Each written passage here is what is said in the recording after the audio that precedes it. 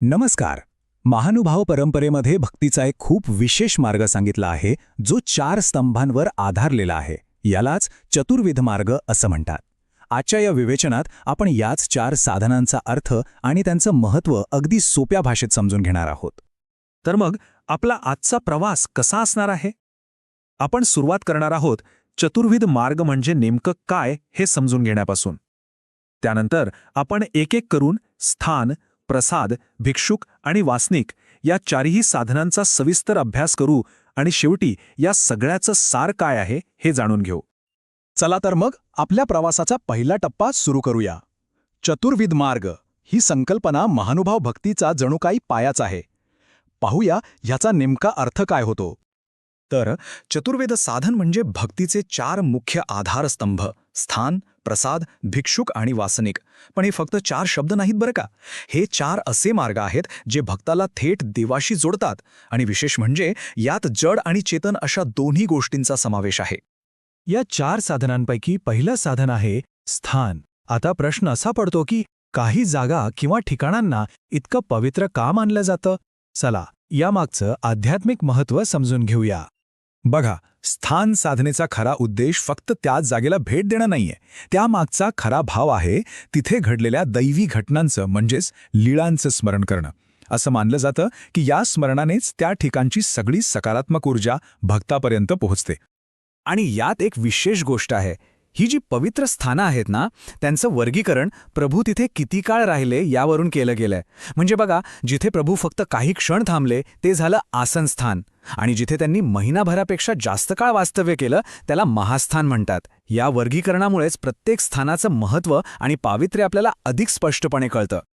चला आता दुसऱ्या साधनेकडे वळूया, प्रसाद. आता प्रसाद म्हटलं की आपल्याला देवाला अर्पण केलेली वस्तू आठवते.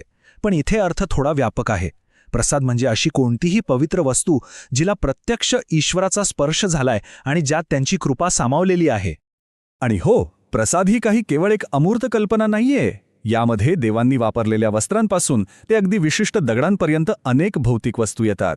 आणि इतकंच नाही तर रिधपूरसारख्या ठिकाणी आषाढी एकादशीला जो मोठा सोहळा होतो तो या परंपरेचा एक अविभाज्य भाग आहे. बघा, आतापर्यंत आपण जड वस्तूंबद्दल बोललो, स्थान आणि प्रसाद. पण तिसरी साधना आहे सजीव आणि चैतन्यमय, आणि ती म्हणजे भिक्षुक.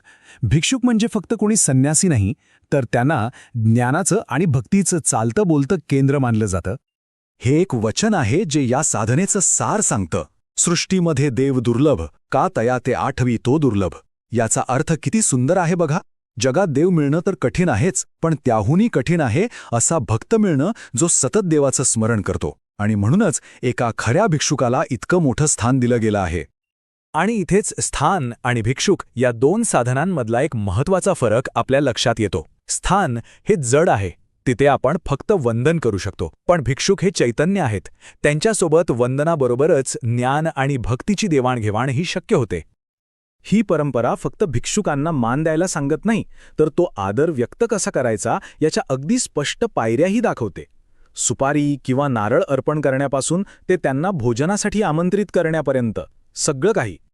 ही एक अतिशय व्यावहारिक शिकवण आहे, नाही का? आता ज्ञानप्राप्त भिक्षुकांनंतर आपण त्या साधकांबद्दल बोलूया जे अजूनही मार्गावर आहेत. ही चौथी आणि शेवटची साधना आहे वासनानेक. सोप्या शब्दात सांगायचं तर आध्यात्मिक मार्गावर चालणाऱ्या साधकांचा सन्मान करणं. या साधनेमध्ये 2 प्रकारचे वासनिक मानले गेले आहेत. एक जो केवळ प्रेमापोटी, आवळीपोटी देवाकडे ओढला जातो, आणि दुसरा जो ज्ञानामुळे संसारिक गोष्टींमधली व्यर्थता ओळखून या मार्गावर येतो. आणि सगळ्यात महत्त्वाचं म्हणजे दोन्ही मार्गांना तितकाच आदर दिला जातो. या परंपरेत वासनिकाचं महत्त्व किती मोठं आहे हे एका गोष्टीवरून समजतं.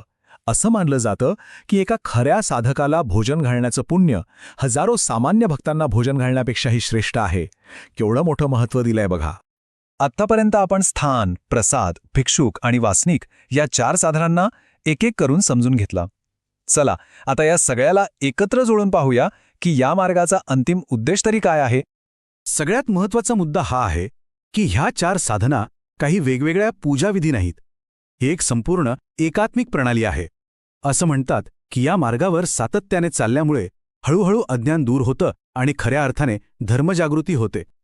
थोडक्यात सांगायचं तर पवित्र स्थानाची पूजा करा, प्रसाद ग्रहण करा, भिक्षुकाची सेवा करा किंवा वासनिकाचा आदर करा, या सगळ्या चारही साधनांचं अंतिम ध्येय एकच आहे: भक्ताच्या हृदयात ज्ञान आणि प्रेम या दोन गोष्टी वाढवणं.